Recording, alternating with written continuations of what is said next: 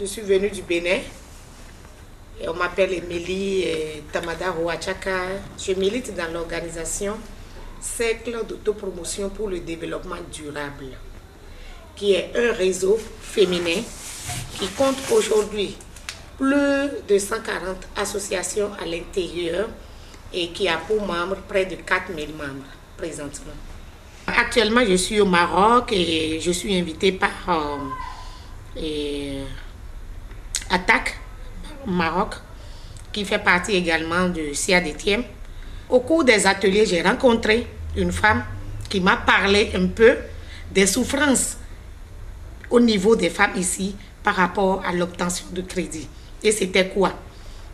La chose la plus dangereuse, c'est que presque toutes les femmes sont endettées à travers ces institutions financières mises en place par la société civile du Maroc. Donc, comme idée, je me suis dit, c'est bon qu'on puisse créer un cadre de réflexion et que cette réflexion continue parce que cette femme risque d'être emprisonnée. Et en tant que femme qui lutte pour la libéralisation de la femme, je ne peux pas être là pour qu'on puisse emprisonner facilement cette femme-là. Parce que cette femme, elle dit la vérité, elle dit ce qui se passe. Et je pense que c'est pareil pour les autres femmes aussi dans les autres pays africains.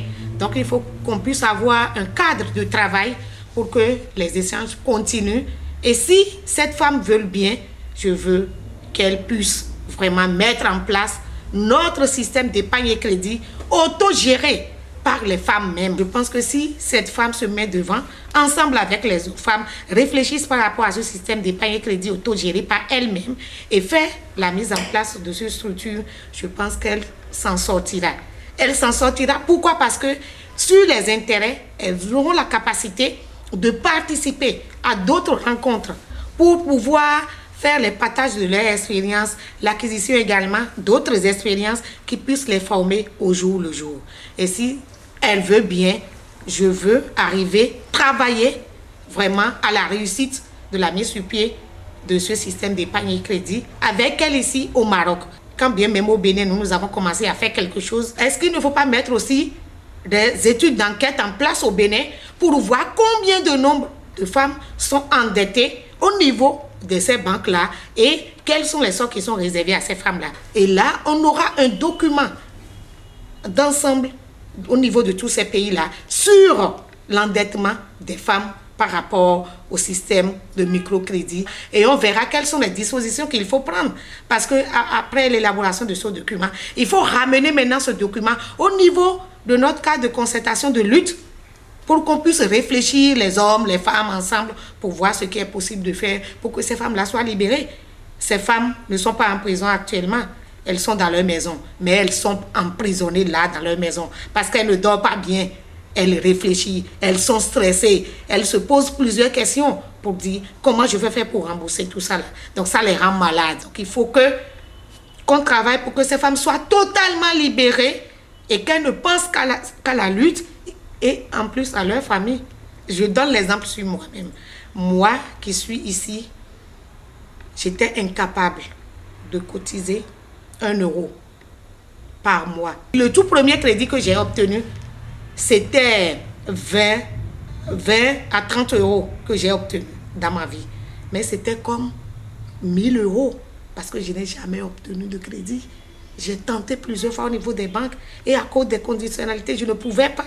Mais quand j'avais obtenu et j'ai commencé par vendre aujourd'hui, j'ai mon capital sur place. J'ai mon capital. J'achète aujourd'hui plus de 300 euros de transformation de manioc que je revends. C'est à partir de quoi? C'est à partir de ce petit crédit. Donc, ce n'est pas seulement le crédit que nous donnons au sein du réseau. Il faut l'accompagnement de ce crédit à travers la formation, la gestion de ces fonds. Il y a un paquet de formations que nous on appelle formation GEM, gérer mieux son entreprise. Et en tant que femme, si tu obtiens des crédits et tu n'as pas reçu cette formation, tu ne peux pas évoluer. Donc voilà un peu. Moi, je me suis vraiment en sortie, je ne suis pas la seule. Il y a plusieurs femmes aujourd'hui qui ont leur activité génératrice de revenus. Avant, on était des femmes vraiment pauvres à la base. On n'avait pas d'activité. Et à travers ce microcrédit, je suis capable aujourd'hui d'animer des thèmes. C'est ce système qui m'a amené sur le plan national, sous-régional, régional, international, à faire des animations de thèmes et à participer aussi à des congrès, à faire la formation en langue locale aux femmes. Ça, il faut le souligner. Et c'est nécessaire qu'une femme doive militer dans une organisation. Et c'est nécessaire aussi que nous, les femmes, on puisse créer notre système d'épargne et crédit autogéré par nous-mêmes pour qu'on puisse vraiment avoir la paix dans la vie.